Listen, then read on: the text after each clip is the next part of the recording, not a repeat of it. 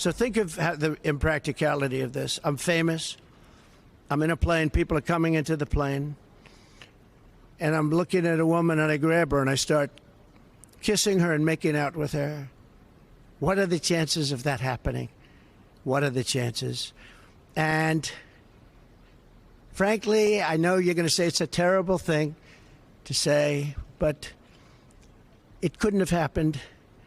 It didn't happen. And she would not have been the chosen one. She would not have been the chosen one.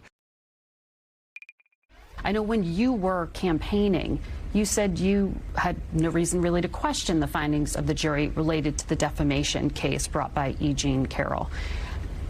I'm not asking about the specifics of the case, but if that's the focus of a press conference for a presidential candidate, A, is it the best use of his time? And what is the message to female voters to be going through this again? Well, I think the focus for me is on policy.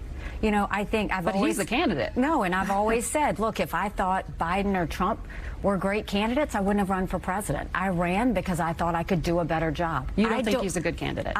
I think he is the Republican nominee, and I think put him against Kamala Harris, who's the Democrat nominee. For me, it's not a question. Now, do I agree with his style? Do I agree with his approach? Do I agree with his communications? No. When I look at the policies and how they affect my family and how I think they're going to affect the country, that's where I go back and I look at the differences. I mean, these are the candidates we have been given.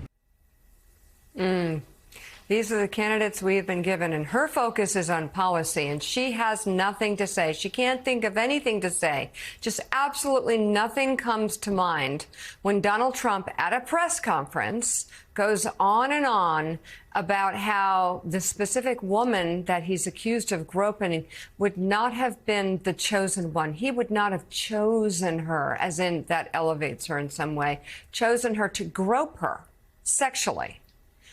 She has no comments on that. She has nothing to say. That's fascinating. That says a lot. That says a lot, Nikki.